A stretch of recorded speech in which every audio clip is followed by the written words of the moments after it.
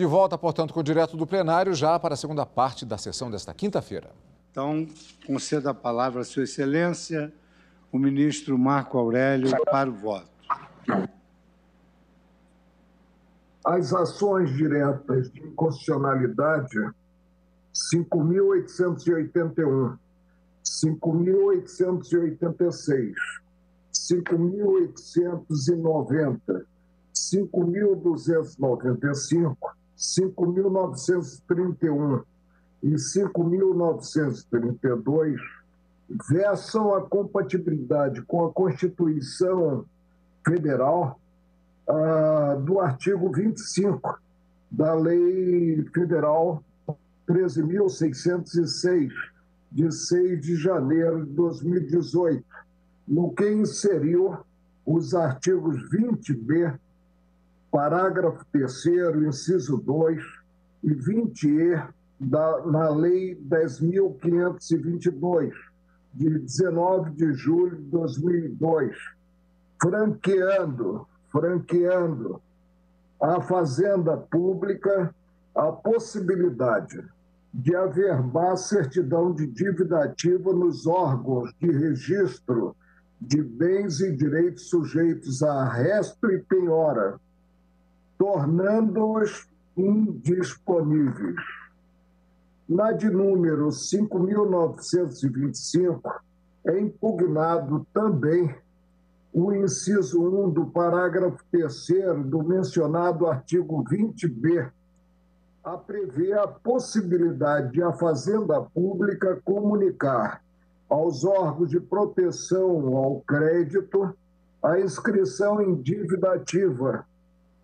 caso não adimplido o débito no prazo assinado.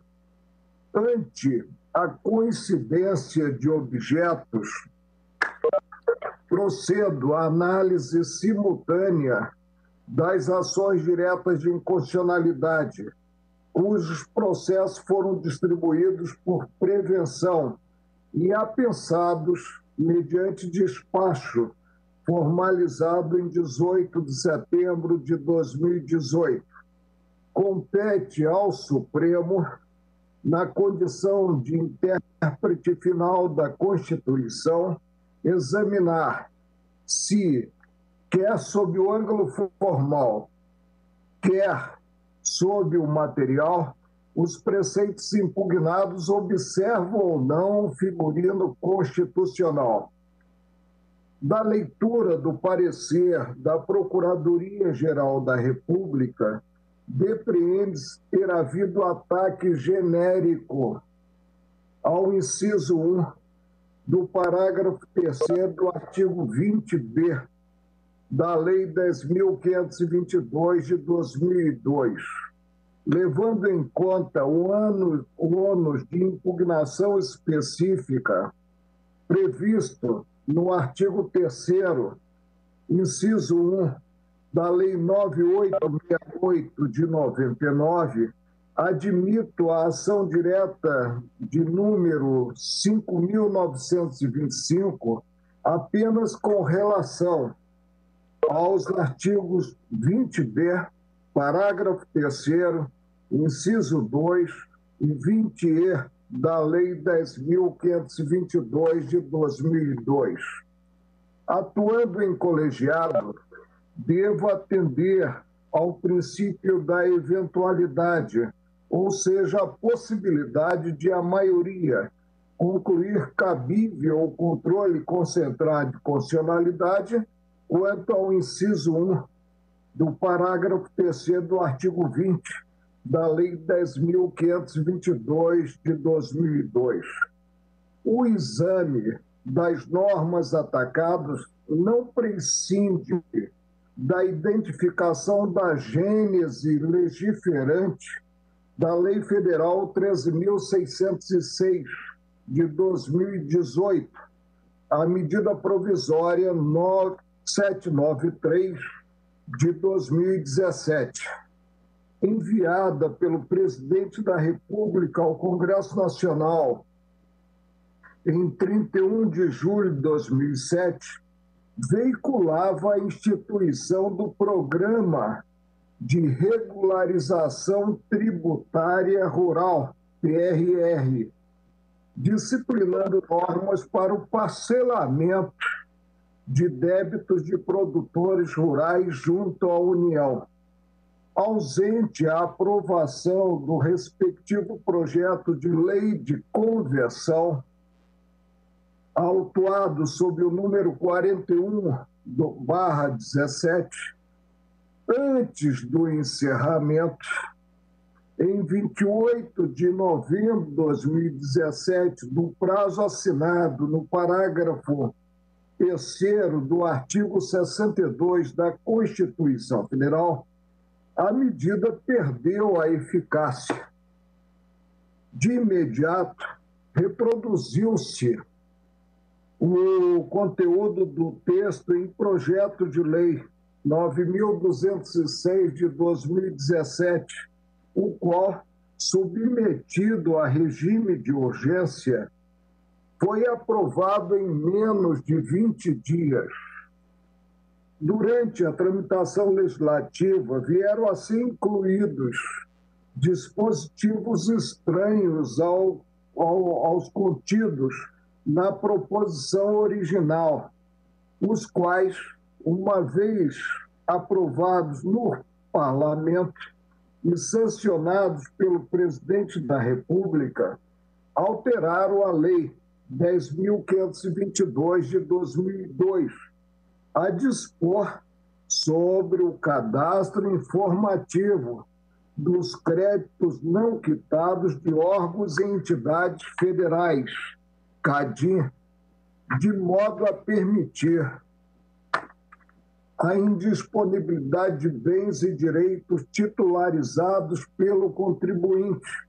mediante a simples averbação de certidão de dívida ativa em órgão de registro. Não se tem quadro a configurar a ofensa ao devido processo legislativo, considerado, aspas, contrabando legislativo, fecho aspas,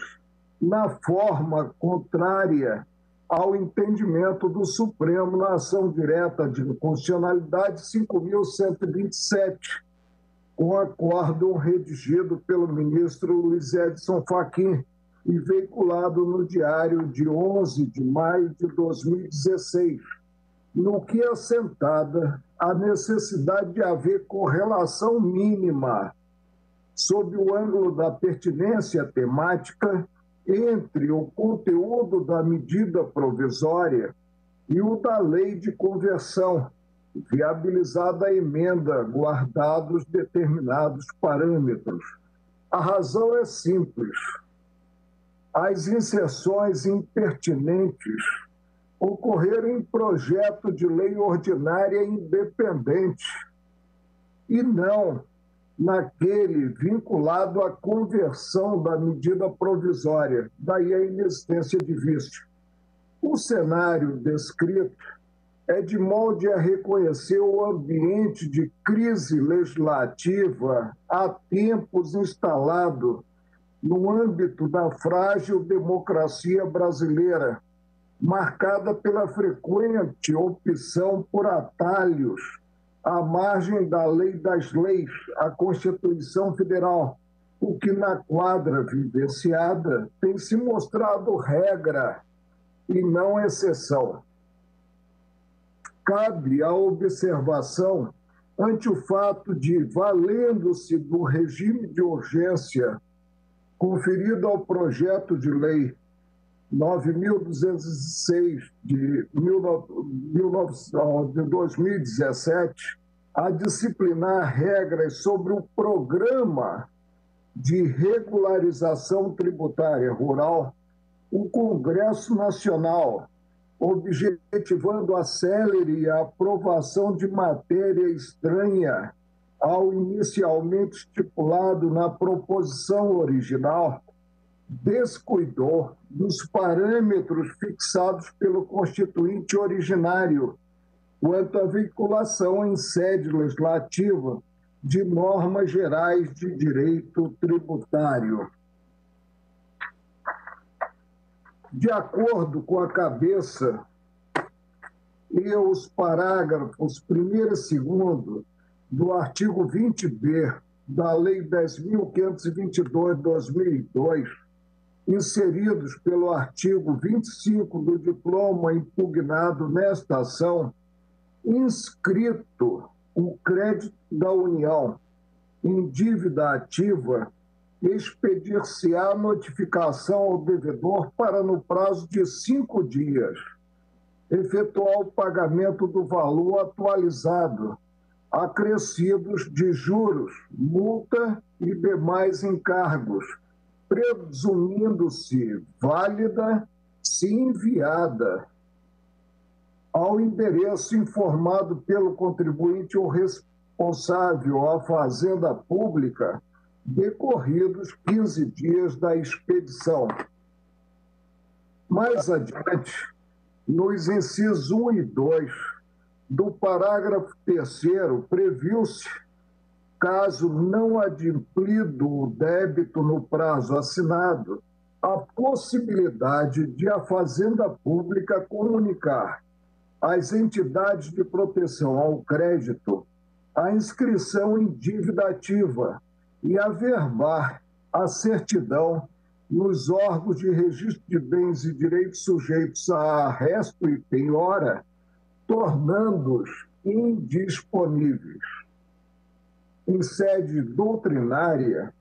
o ministro Aliomar Baleiro assim qualificou o Instituto da Garantia Tributária,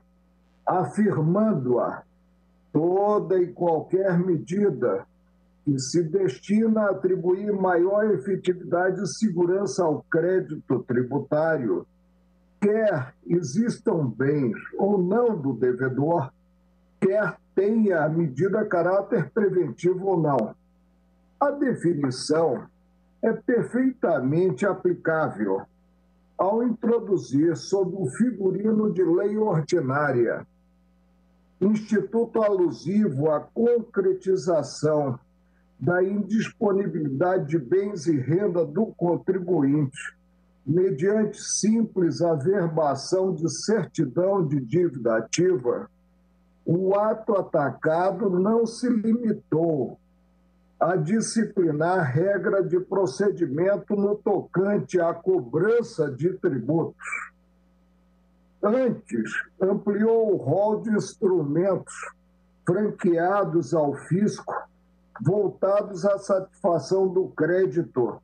conferindo-lhe novo atributo mediante a garantia da indisponibilidade dos bens do devedor. A teor do artigo 146, inciso 3, a linha B da Lei Maior, compete à lei complementar estabelecer normas gerais em matéria de legislação tributária, especialmente sobre, transcrevo, obrigação, lançamento, crédito, prescrição e decadência tributários, fecho aspas, tendo em vista a necessidade de haver, nas palavras de Diniz Ferreira da Cruz, lei nacional, a lei complementar, lei nacional,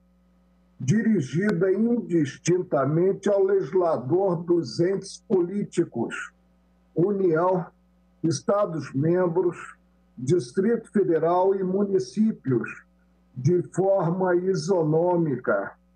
Justamente por isso, as normas concernentes ao crédito tributário e respectivas garantias, incluídos os meios e instrumentos legais de que dispõe a Fazenda para efetivar a cobrança, estão inseridas no capítulo 4, Garantias e Privilégios do Crédito Tributário, do título 3 do livro 2º do Código Tributário Nacional, recepcionado pela Constituição de 1988 como lei complementar. No artigo 185, está prevista a presunção de fraude, de alienação de bens ou rendas após a inscrição do crédito tributário em dívida ativa.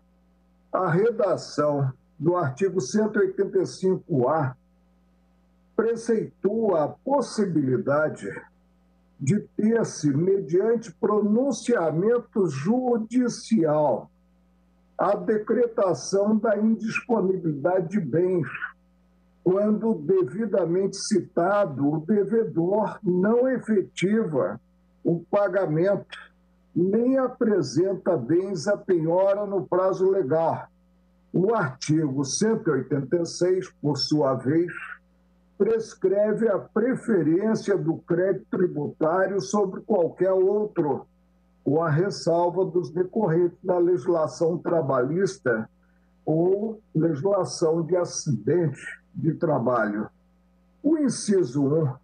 do parágrafo 3º do artigo 20b, ao facilitar à Fazenda Pública o envio a entidades que operam cadastro de inadimplentes da inscrição em dívida ativa, não revela norma envolvendo obrigação, lançamento, crédito, prescrição e decadência tributários. As disposições constantes dos artigos 20b, parágrafo 3º, inciso 2 e 20e são incompatíveis, sob o ângulo formal, com o artigo 146, inciso 3, a linha B da Constituição Federal, o qual é expresso ao submeter a quórum qualificado a fixação de normas gerais sobre o grande todo que é o crédito tributário, no qual se insere a disciplina das prerrogativas e garantias. No âmbito material, cumpre distinguir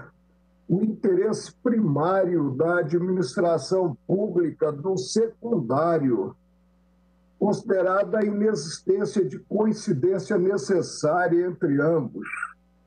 Tem-se em jogo o interesse secundário, individual e particular da administração pública, não primário, que diz respeito à coletividade, à sociedade em geral. Nas palavras do mestre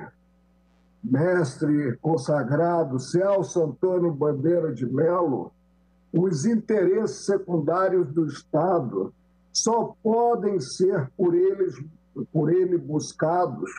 quando coincidentes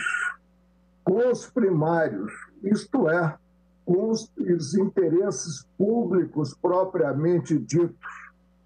Assentada a perspectiva a partir da qual há de atuar o Supremo na condição de legislador negativo, revela-se opção político-normativa razoável a faculdade de a Fazenda Pública informar aos órgãos de proteção ao crédito a inscrição em dívida ativa, inciso 1, do parágrafo 3º do artigo 20b. Nos termos dos parágrafos 1º e 2º, a comunicação é precedida por notificação do devedor, por via eletrônica ou postal, visando pagamento no prazo de 5 dias do valor atualizado acrescido de juros, multa e demais encargos. Tem-se disciplina procedimental compatível com os princípios do contraditório e da ampla defesa, no que garantidas ao contribuinte ciência da eventual restrição do crédito e oportunidade ao adimplemento. Não conduz à mesma conclusão a previsão contida no inciso 2, relativamente à averbação da certidão nos órgãos de registro de bens e direitos sujeitos a arresto e penhora, tornando-os indisponíveis, enquanto manifestação do interesse secundário da administração pública discrepa a mais não poder do figurino constitucional. Tomando de empréstimo célebre expressão do ministro Sepúlveda Pertence, a inconstitucionalidade revela-se chapada, daí o pedido sucessivo, formalizado com honestidade de propósito pelo ilustre representante da Fazenda Pública. Com a edição da norma impugnada, a instituir a denominada averbação pré-executória, o legislador ordinário promoveu o verdadeiro desvirtuamento do sistema de cobrança da dívida ativa da União, ante a previsão de espécie de execução administrativa dos débitos, em desarmonia com as balizas constitucionais no sentido de obstar ao máximo o exercício da autotutela pelo Estado. Na precisa construção do professor Fernando Facuri, SCAF, ensaio publicado na revista eletrônica Sem Propaganda, muito embora o dirigente dessa revista seja um fraternal amigo, Dr. Márcio Chaer, consultor jurídico, de 29 de janeiro de 2018, o artigo 20b da Lei 10.522 de 2002, inserido pelo artigo 25 do diploma atacado, aspas, cria uma espécie de execução fiscal administrativa que se iniciará com a constrição dos bens para posterior análise judicial, se isso ocorrer, restringindo sobremaneira a garantia de acesso ao judiciário. Constitui passo demasiadamente largo, incompatível com os princípios constitucionais do contraditório e da ampla defesa, artigo 5º, inciso 55 da Constituição Federal, franquear-se a administração na busca da satisfação de interesse público secundário, vamos repetir a exaustão, o qual, na realidade, sequer merece o epíteto de público, o poder de bloquear unilateralmente os bens de contribuintes inscritos em dívida ativa, ausente intervenção do Estado juiz, levando-se em conta a necessidade de a Fazenda Pública buscar o judiciário visando a cobrança mediante o adequado processo executivo fiscal, do que devido. Surge inviável, sob o ângulo de análise, compatibilizar o previsto na norma questionada com o disposto no artigo 5º, 54 da Constituição Federal, segundo o qual ninguém será privado da liberdade ou de seus bens sem o devido processo legal, diretriz íncita ao regular funcionamento do Estado democrático de direito. Não é outra a conclusão extraível a partir do exame do artigo 185-A do Código Tributário Nacional, inserido mediante a publicação da Lei Complementar 118 de 2005, por meio do qual o legislador federal condicionou possível indisponibilidade dos bens de contribuinte, considerado débito de caráter fiscal, a formalização de decisão pela autoridade judicial competente, quando devidamente citado o devedor, não pagar, ele, devedor, nem apresentar bens à penhora no prazo legal e não forem encontrados bens penhoráveis, e aí eu transcrevo para efeito de documentação, não vou proceder à leitura, o artigo 185-A. No mesmo sentido, tem-se a previsão contida no artigo 4º da Lei 8.937 de 92, a versar a possibilidade de implemento de medida cauteladora visando a indisponibilidade dos bens do requerido até o limite da satisfação da obrigação. Verifica-se que, em absoluta consonância com os princípios constitucionais do devido processo legal, da separação dos poderes e da inafastabilidade da jurisdição, a legislação de regência fornece solução à problemática atinente à constrição de bens e direitos do contribuinte, uma vez constituído o crédito tributário, condicionando a prévia manifestação judicial, circunstância direcional ao reconhecimento da incompatibilidade com o Estatuto Tributário Constitucional do artigo 25 da Lei Federal 13.606, de 9 de janeiro de 2018. Não conduz à conclusão contrária a alegação de que o contribuinte poderá, consumado o prejuízo, recorrer ao judiciário, invertendo-se a ordem, para afastar a restrição que venha a entender indevida, sob pena, e eu digo aqui, de inverter-se a ordem normalmente observada, imputando ao devedor e não ao credor o ônus de ingressar em juízo, arcando com o pagamento das custas devidas pelo ajuizamento da ação, quando a fazenda não está, na forma da Lei 6.830 de 1980, compelida a realizar o preparo. O contribuinte está.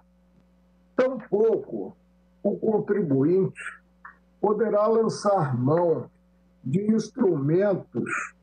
processuais íncitos ao Executivo Fiscal, em especial na via dos embargos à execução,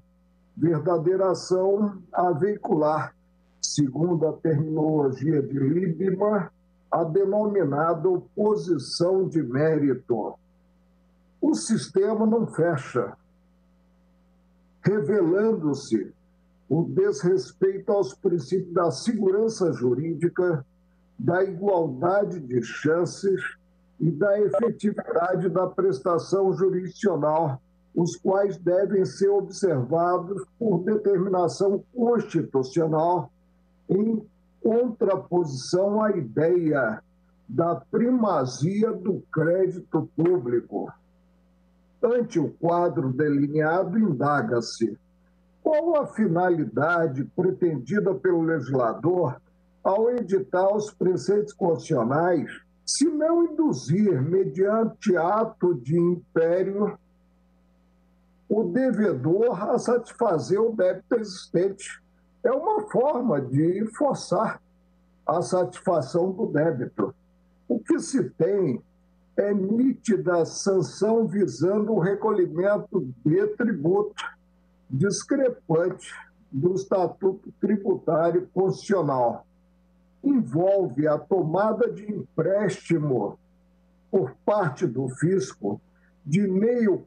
coercitivo, objetivando a satisfação de débito tributário com a adoção de método potencialmente inviabilizador da própria atividade econômica, a indisponibilidade de bens e direitos sujeitos a resto e penhora.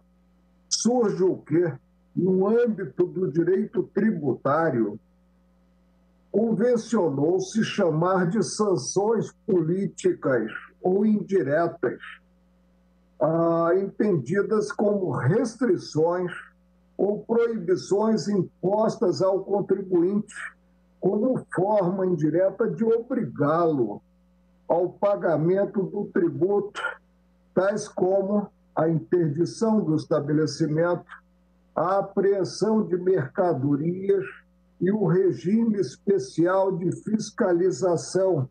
raciocínio aplicável à situação sob exame, em que é discutida a constrição unilateral do patrimônio do contribuinte. O tema não é novo, tendo sido enfrentado em diversas oportunidades pelo tribunal. A título exemplificativo, no julgamento da ação direta de inconstitucionalidade 173 e atual 5.881 DF, relator ministro Joaquim Barbosa, com acordo publicado no Diário da Justiça de 20 de março de 2009, fiz ver a natureza do princípio constitucional implícito da proibição do exercício de coação política para ver o recolhimento do tributo. Ressaltei a absoluta ilegitimidade dessa prática fazendária sob a égide do regime democrático inaugurado em 1988. A incompatibilidade é flagrante ante a restrição desarrazoada à liberdade fundamental de exercício de atividades profissionais e econômicas. Viola o devido processo legal, haja vista o fisco utilizar instrumentos oblíquos para coagir o contribuinte ao pagamento. Nessa ação direta, o Supremo, por unanimidade, confirmou jurisprudência histórica quanto à inconstitucionalidade das sanções políticas por afronta ao, aspas, direito ao exercício de atividades econômicas e profissionais lícitas, artigo 170, parágrafo único da Constituição Federal, fecho aspas, e, aspas, violação ao devido processo legal substantivo, falta de proporcionalidade e razoabilidade de medidas gravosas que se predispõem a substituir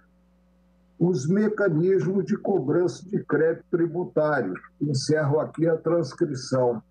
Mais recentemente, no julgamento do recurso extraordinário com agravo 914.045, relator ministro Luiz Edson Fachin, com acordo veiculado no Diário da Justiça 19 de novembro de 2015, submetido à sistemática da repercussão geral, tema 856,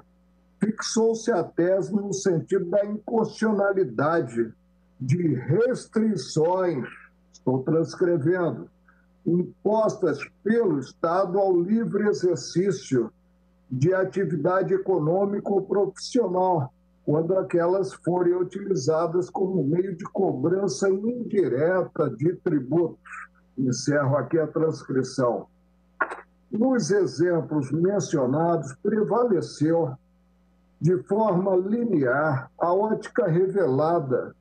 nos verbetes 70, 323 e 547 da súmula do Supremo. O primeiro, é inconstitucional a interdição de estabelecimento como meio coercitivo para a cobrança de tributo. O segundo, é inadmissível a apreensão de mercadorias como meio coercitivo para pagamento de tributos. E o terceiro, não é lícito à autoridade proibir que o contribuinte em débito adquira estampilhas, as velhas estampilhas, despache mercadorias nas alfândegas e exerça suas atividades profissionais. Subjacente aos verbetes e a toda a jurisprudência está a recusa do Tribunal do Supremo em reconhecer a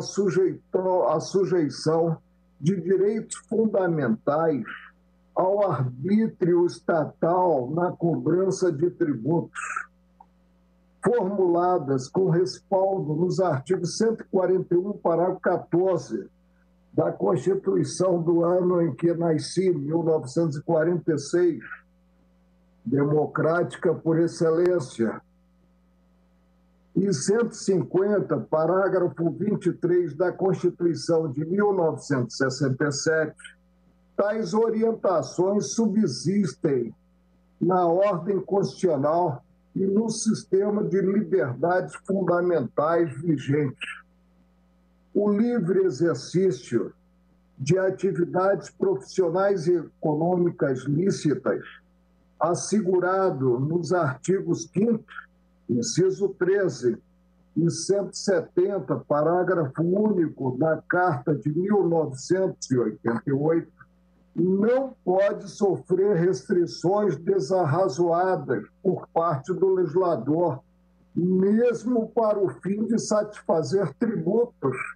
admitida a cobrança tão somente por meio consentâneo, com o devido processo legal. O abuso dos meios, com a consequente corrupção dos fins, é a nota essencial e autoritária das medidas cujo gênero foi rotulado de sanções políticas em matéria tributária. A falta de sintonia desses mecanismos de coação fiscal com as garantias constitucionais do Estado Democrático de Direito, inaugurado com a Constituição Cidadã, revela caráter ditatorial e perverso. Incumbe à Fazenda Pública recorrer aos meios adequados à satisfação do crédito tributário,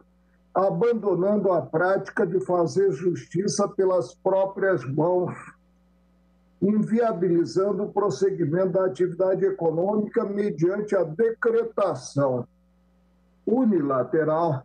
da indisponibilidade de bens e direitos titularizados pelo devedor. Cuida-se de raciocínio a conduzir ao reconhecimento de outro fundamento, a justificar a atuação do Supremo no sentido de fulminar, em sede abstrata, o ato questionado, a saber, a atuação estatal na busca pela satisfação de interesse secundário deve ser constitucionalmente justificada,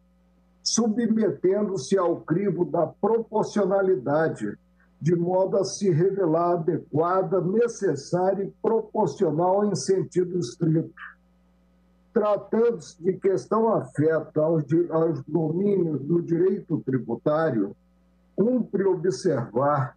de modo especial, o princípio da razoabilidade, sob pena de chancelar-se situação jurídica de todo inaceitável, a qual o ministro Celso de Mello, com a precisão que era característica quando na bancada do tribunal, denomina do poder de legislar. Ante o didatismo da construção, transcrevo o trecho do pronunciamento formalizado por Sua Excelência quando no exame da medida cautelar na ação direta 2551, em julgamento realizado em 2 de abril, não foi 1º de abril, 2 de abril de 2003. Disse Sua Excelência: o poder público, especialmente em sede de tributação, não pode agir imoderadamente, pois a atividade estatal acha-se essencialmente condicionada pelo princípio da razoabilidade, que traduz limitação material à ação normativa do poder legislativo. O Estado não pode legislar abusivamente. A atividade legislativa está necessariamente sujeita à rígida observância de diretriz fundamental que, encontrando suporte teórico no princípio da proporcionalidade, veda os excessos normativos e as prescrições irrazoáveis do poder público. O princípio da proporcionalidade, disse Sua Excelência, nesse contexto, acha-se vocacionado a inibir, a neutralizar os abusos do poder público no exercício de suas funções, qualificando-se como parâmetro de aferição da própria constitucionalidade material dos atos estatais. A prerrogativa institucional de tributar, que o ordenamento positivo reconhece ao Estado, não lhe outorga o poder de suprimir ou de inviabilizar direitos de caráter fundamental constitucionalmente assegurados ao contribuinte. É que este dispõe, nos termos da própria Carta Política, de um sistema de proteção destinado a ampará-lo contra eventuais excessos cometidos pelo poder tributante ou ainda contra exigências irrazoáveis vinculadas em diplomas normativos editados pelo Estado. Encerro aqui a transcrição da fala de Sua Excelência, o ministro Celso de Mello. Determinada medida estatal mostra-se adequada, quando apta a fomentar os fins pretendidos. Tal aferição, porém, deve ser precedida de análise da legitimidade. Em outras palavras, a adequação pressupõe a adoção de meio legítimo capaz de promover o objetivo também legítimo. De acordo com as informações prestadas pela Presidência da República, a denominada averbação pré-executória, tida como mecanismo de concretização da garantia prevista no artigo 185 do Código Tributário Nacional, constitui, essa é a ótica do Presidente da República, instrumento essencial à implementação do novo modelo de cobrança da dívida ativa da União, baseado num ajuizamento seletivo de execuções fiscais, na desjudicialização e na racionalização dessa atividade. Termino aqui o que pensa a Presidência da República. Afirmo, profissão de fé, em direito, os fins não justificam os meios. A necessidade de fazer-se frente à avalanche de processos, no que praticamente inviabiliza a adequada atuação do judiciário em todos os graus de jurisdição, não legitima atropelos, atalhos à margem do figurino constitucional. descabe potencializar razões pragmáticas a ponto de desprezar a ordem jurídica a ser preservada por todos, principalmente pelo Supremo, guarda-maior da Constituição Federal.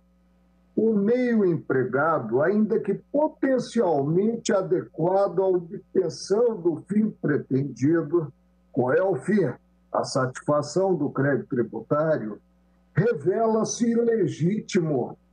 por compelir coercitivamente, sob o ângulo político, o devedor ao adimplemento do débito existente, ao arrepio de princípios basilares da lei maior, tais quais o devido processo legal substancial,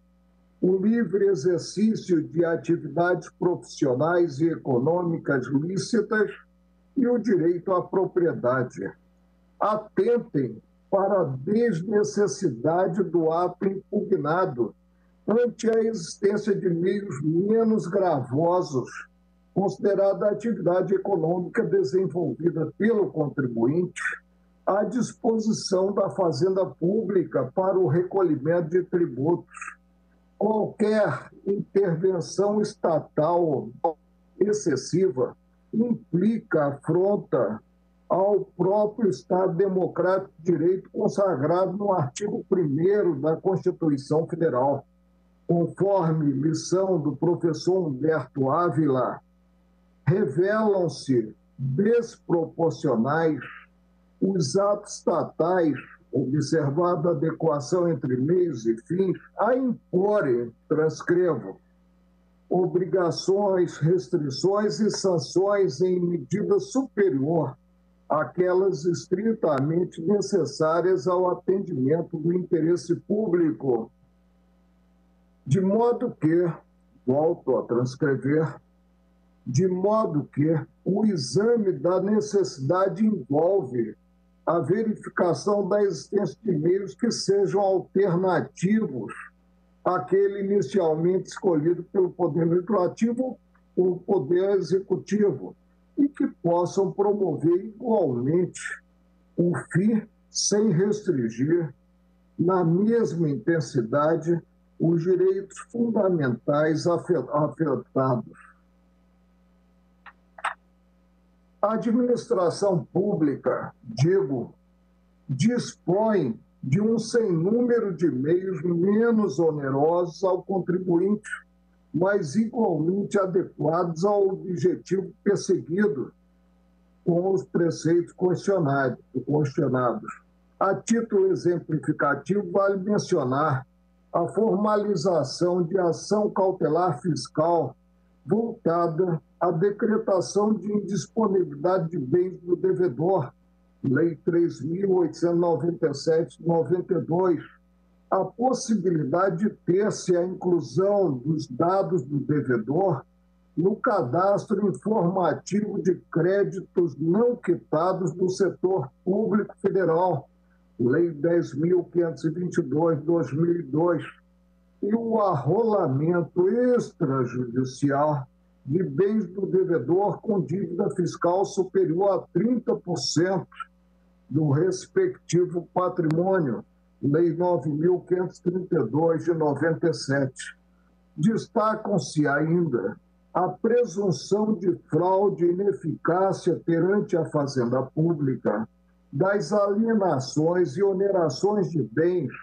após a inscrição da dívida, artigo 185 do Código Tributário Nacional. A referida viabilidade de ter-se, mediante determinação judicial, primado do judiciário, a indisponibilidade de bens no curso da execução, artigo 185-A, além das preferências conferidas ao crédito tributário pelo artigo 186 do citado diploma. Conforme fiz ver no exame da ação direta de inconstitucionalidade 5.135, relator ministro Luiz Roberto Barroso, com acordo publicado no Diário da Justiça Eletrônico de 2 de fevereiro de 2018, em que é assentada a compatibilidade com a Constituição Federal do parágrafo único do artigo 1º da Lei 9.492 de 97, inserido pela Lei 12.767 de 2012, no que incluiu as certidões de dívida ativa no rol de títulos sujeitos a protesto. Disse, então, qualquer ato por parte do poder público, observado débito fiscal, há de repousar ou de ter base na proporcionalidade e, portanto, deve ser visto com cautela. Na ocasião, fiquei vencido na companhia dos ministros Luiz Edson Fachin e Ricardo Lewandowski, ao entender que a existência de meios típicos de cobrança como o executivo fiscal não afasta a criação de instrumentos alternativos e extrajudiciais a contribuinte para a efetividade da cobrança do crédito tributário, há sempre ilustrada maioria. Concluiu no sentido da constitucionalidade da norma questionada, uma vez não identificada, considerado um protesto, restrição desproporcional a quaisquer direitos fundamentais titularizados pelos contribuintes. No entanto, nem mesmo o entendimento majoritário, então firmado pelo colegiado, se presta a salvaguardar a rigidez constitucional dos preceitos questionados, a versarem mais do que a simples possibilidade de ter-se a averbação das certidões, objetivando noticiar a terceiros acerca da existência de débitos, que é o protesto, à medida que viabilizam as normas questionadas neste processo, à medida que viabilizam a indisponibilidade de bens e direitos do sujeito passivo da relação tributária, ausente prévia determinação judicial. Quanto a esse ponto, compartilho da visão adotada pelo Procurador-Geral, pela então Procuradora-Geral da República, doutora Raquel Elias Ferreira Dodge, que foi minha colega, como o doutor Humberto também, na UNB, colega de estudos, em parecer juntado ao processo revelador desta ação direta de inconstitucionalidade, a contrário senso do que decidido no referido julgado, ação direta 5.135, o mecanismo extrajudicial de cobrança que comprometa o exercício de direitos fundamentais não encontra amparo na jurisprudência do Supremo, a pretexto de assegurar a efetividade da cobrança de tributos inscritos sem dívida ativa, a norma impugnada consubstancia tentativa de manipulação do comportamento do contribuinte, a fim de que este cumpra seus débitos. Ocorre que, nos moldes em que proposta, a medida configura indevida limitação do exercício do direito de propriedade, da livre iniciativa e do livre exercício da profissão, de maneira que não vence o teste da proporcionalidade. Trata-se de medida coercitiva e constritiva que se enquadram no conceito de sanção política, inadmissível pela ordem constitucional e pela jurisprudência consolidada do Supremo. Prossigo. A democracia é um bem em si mesmo, regime político no qual prevalece o argumento do autogoverno, a ideia de autodeterminação coletiva como condição de uma sociedade livre. A liberdade é condição da democracia onde não houver liberdade, imperará o arbítrio, antítese da ideia de Estado democrático de direito. Nas democracias modernas, de um lado, o governo é exercido por meio de representantes políticos, em função de uma necessidade prática de delegação desse poder em nome dos representados, democracia representativa. De outro, o próprio sistema político limita o poder delegado a esses representantes, de forma a impedir que o governo se torne tirânico.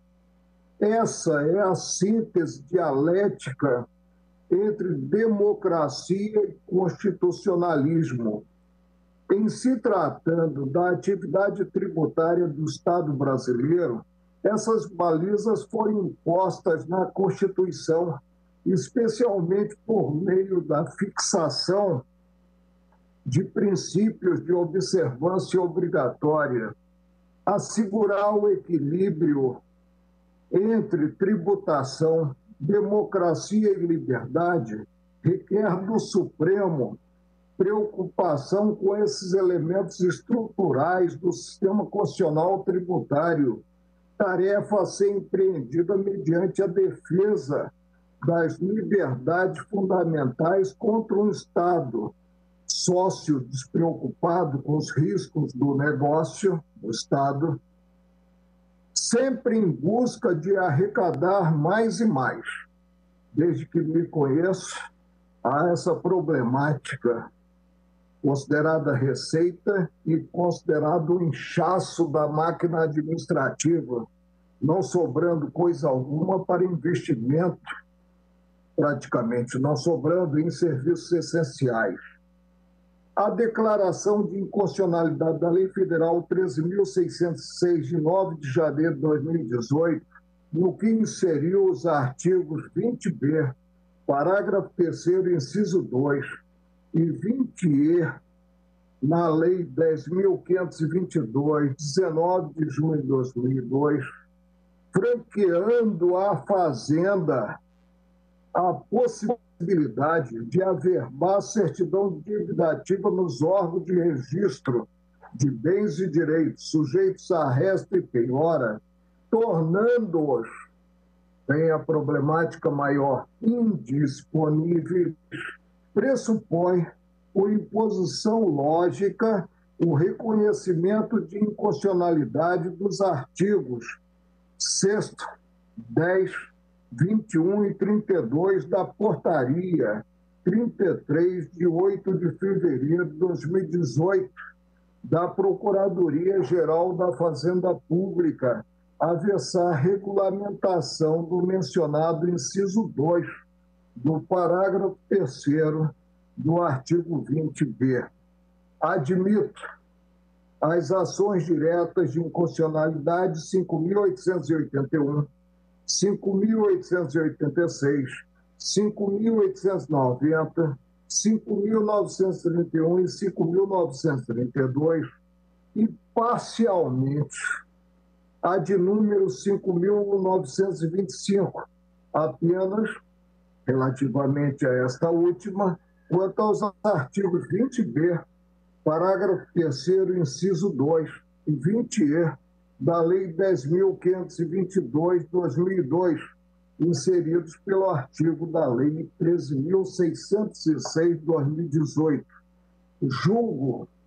procedentes os pedidos veiculados nas ações diretas 5881,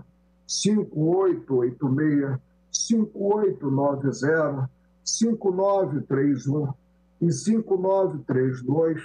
e na parte admitida, o formulado na de número 5.925, para assentar a inconstitucionalidade, que é sob o ângulo formal, que é sob um material do artigo 25 da Lei 13.606 de 2018, no que incluiu na de número 10.522 de 2002, os artigos 20b, parágrafo 3º, inciso 2 e 20E, e por arrastamento dos artigos 6º, 10, 21 e 32 da Portaria 33/2018 da Procuradoria-Geral da Fazenda, vencido na preliminar quanto à ação direta de inconstitucionalidade 5.925, julgo parcialmente procedente o pedido formulado declarando a inconstitucionalidade sob o ângulo formal e material do artigo 25 da Lei 13.606 de 2018, no que acrescentou na Lei 10.522 de 2002, o 20B, parágrafo 3º, inciso 2, e o 20E, bem como por arrastamento da mesma forma os artigos aqui me referidos da portaria da Procuradoria da Fazenda Pública. Declaro ainda a inconstitucionalidade, vencido, quanto à admissão, a inconstitucionalidade do inciso 1 do parágrafo 3º do mencionado artigo 20B. Como voto? Muito obrigado, ministro Marco Aurélio, pelo voto longo, denso, voto erudito. Nós temos aqui o próximo voto, que seria antecipado do ministro Toffoli, é um voto longo que abre uma divergência. Então, eu entendo de melhor alvitre nós deixarmos para continuarmos esse julgamento na próxima quarta-feira, dia 9, iniciarmos por ele e terminarmos essa votação que se pré-anuncia um pouco mais demorada, tendo em vista o adiantado da hora. De sorte Senhor presidente. Pois não. Só para me justificar com os colegas que votam anteriormente e se Vossa Excelência assim entender, seguir a ordem, evidentemente que acatarei a posição da presidência. É que esse feito veio do virtual. Pois não. Eu já estava com o voto pronto quando houve o pedido de destaque do ministro Alexandre. Sim. Então, é por isso que eu fiz essa manifestação, mas eu gostaria de esclarecer aos colegas por que eu fiz esse pedido. Porque eu de emergência e estava no virtual para lançar quando houve o pedido de destaque. Então, é só por essa questão que eu gostaria de justificar o pedido que eu fiz a Vossa Excelência. Mas sem prejuízo que qualquer colega que regimentalmente, no plenário físico, quiser votar anteriormente a mim, eu respeitarei com toda certeza. Veja, Vossa Excelência, ministro, quando inseri no virtual, eu quis poupar o tempo dos colegas, né, na audição desse voto longo que eu proferi. E para divergir de Vossa Excelência, só com um voto também muito longo e fundamentado. Então, não daria tempo na tarde de hoje. Tá bem, ministro Toffoli, o pedido de Vossa Excelência é acolhido pelo colegiado e, em razão do adiantado da hora, eu agradeço a presença de todos os servidores aqui presentes, todos os funcionários do tribunal, e esse feito retomará o seu julgamento na pauta de quarta-feira que vem, sem prejuízo, os demais feitos serão incluídos. Com isso, eu declaro encerrada a sessão. Muito obrigado a todos.